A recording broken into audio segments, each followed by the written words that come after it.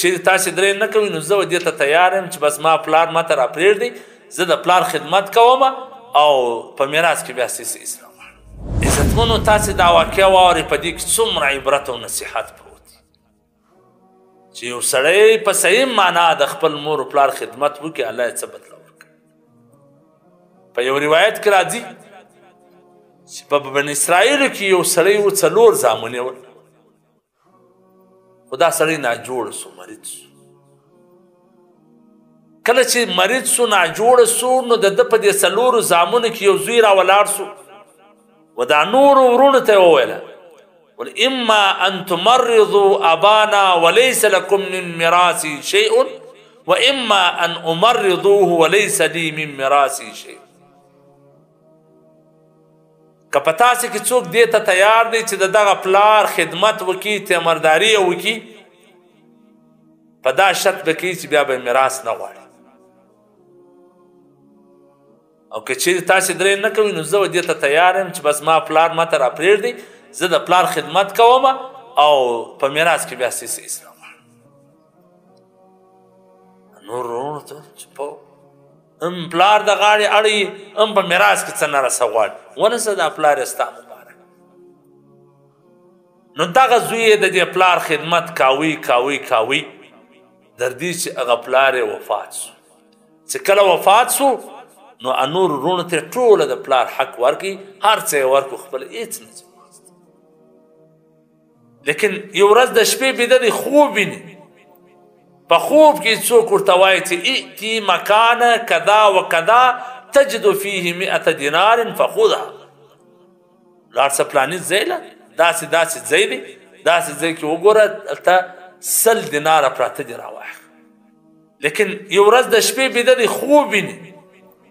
په خوب کې څوک ورته وایي چې ائتي مکان کذا و کذا تجد فيه 100 دینار فخذها لاړ شه پلاني ځای له داسې ځای دی داسې ځای کې وګوره هلته 100 دیناره پراته دي راواخله. ده په دې خوب کې هغه سړي ته وویل ببرکت او بلا برکه چې برکت به پکې وي او که به نه وي پکښې یعنې په دا خوب کې لا دا پوښتنه ځینې وکړه هغو به جواب کې ورته ویل بلا برکه برکت به نه وي پکښې. د سار کور والا ته دا خبره وکړه چې دی خوب مې ولیدې کور والا ورته ویل ای به دې زناقصې راوړلې به دې ما ته به دې کالي په رانیولې وای خپل ژوند مې په وسع کړی ولی لیکن ده د کور والا خبره ونه منه. دا بله شپه بیا خوب ویني بیا یې څوک ورته وایي چې ورسه په پلاني ځای کې داسې 100 دیناره پراته دي واخله. ده ورته ویل برکت پکې شته که نسته هغول نسته. کور والا یې بیا ورته ویل خو هېڅ یې راوړه شادۍ برکت څه خو چې ضرورت به پراغله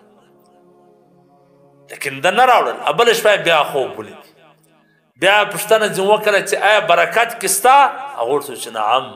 بلکل برکت کې شته. نو کله چې هغه راواخیستله روانو پر لارې 2 مایان په رانیوله مایان چې راوستل کور چې سپاکو په مایانو کې داسې غمۍ راووتې چې د هغه غمي قیامت عام سړي درلودی هم عام سړي دغه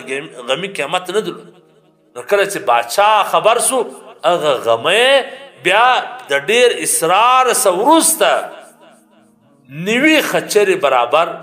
نوي خچرې یعنی نوي اسانو بله د دې برابر لوډ سونا د هغه په برابر یې دغه یو غمۍ ورکړي. الله څومره بدله ورکړه هغه د پلار میراث به چې شو امې ثواب وګاټي امې آخرت وګاټي امې د پلار خدمت وکړي الله یې راضي کړي او همې جنت وګاټي مې دنیا وګاټل. دومره زار و زیور الله ورکله چې د ده د کړوسیانو بلا بس وي. زموږ هغې الله دې موږ معاف کړي چې پلار په میراث کې یا په بیش کې د یو چا په حصه کې ورځ نور خو به هغه څه باغ نه پکې وایي که جوړ دي که نه جوړ دا خو یې د ده سر هکې وایي ده وړي دا تا چې وړی دي دا د چا دي دا خو هم د ده وي. نو که د چا مور و پلار ژوندي دي دا ستاسې جنت دی. د دې خدمت کول د دې تیمرداري کول د دې علاج پر ځان نه بوج کول ځکه چې داسې حالات ته رسېدلي دي چې هر وخت به دوا وخوري نو د دې علاج پر ځان نه بوج کول و دې ته خبرې نه کول بلکې د خپل وس په حالات دې سره کول الله به داسې بدله درکړي، دنیا به دې هم ښایسته وي، آخرت به دې هم ښایسته وي.